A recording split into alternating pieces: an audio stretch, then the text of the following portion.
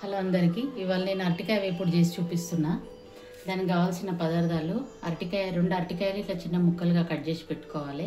పచ్చిమిర్చి, కరివేపాకు, పసుపు, ఉప్పు, జీలకర్ర ఆవాలు, గరం మసాలా, అల్లం వెల్లుల్లి పేస్ట్, ధనియాలు, జీలకర్ర పొడి, తగినంత కారం. ఇప్పుడు చూడండి, ఇక్కడ నేను ఆల్రెడీ కడాయిలో తగినంత నూనె పోసి పెట్టుకున్నా. నూనె వేడైంది. జీలకర్ర ఆవాలు వేసేసిన. కొద్దిగా జీలకర్ర ఆవాలను కొద్దిగా వేగనీయాలి. ఇప్పుడు మనం ఈ జీలకర్ర ఆవాలలో పచ్చిమిర్చి, కరివేపాకు వేసుకుందాము. పచ్చిమిరపకాయల ఆప్షను, కొందరికి పడితే పడాయి, మీ ఇష్టం ఉంటే వేసుకొని, లేదా ఎర్రకారం కూడా వేసుకోవచ్చు.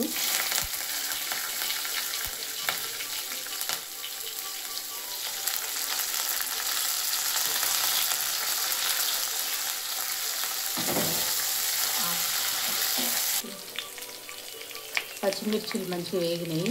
ఇప్పుడు మనం అరటికాయ ముక్కలు వేసుకుందాము.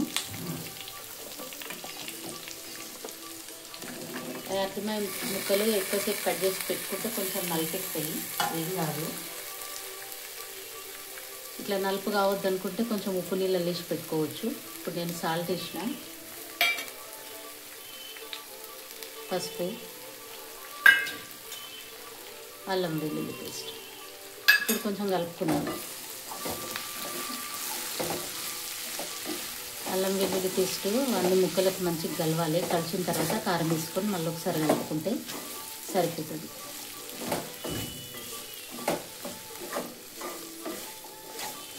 ఇప్పుడు మంచి కారం వేస్తున్నా. నేను అన్నీ తగినంత ఆల్రెడీ తీసి పెట్టుకున్నా. మీరు కూడా అట్లనే చేయండి, మీకు ఎంత అవసరమో అంత వేసుకోండి. కారం ఎక్కువ తక్కువ మీ టేస్ట్ని బట్టి ఉంటుంది. కొంచెంసేపు మగ్గనియాలి. ఇప్పుడు దీన్ని కొంచెంసేపు మూత పెట్టి పెట్టేయాలి సిమ్ మీద. తర్వాత లాస్ట్కి దించే ముందు గరం మసాలా, ధనియాల పొడి, జీలకర్ర పొడి వేసుకోవాలి. ఇప్పుడు చూద్దాము ఇది వేగిందో లేదో. మంచి అరోమా అయితే వస్తుంది, చాలా మంచిగా వేగిపోయింది. ఇప్పుడు మనం ధనియాల పొడి, జీలకర్ర పొడి, గరం మసాలా వేసుకుంటే కాకరకాయ ఫ్రై రెడీ, అరటికాయ ఫ్రై రెడీ అయిపోయినట్టే. ఇప్పుడు నేను వేసింది ధనియాల పొడి, జీలకర్ర పొడి, గరం మసాలా. ఇది పప్పుతోటి అంచు పెట్టుకొని తింటే బాగుంటుంది.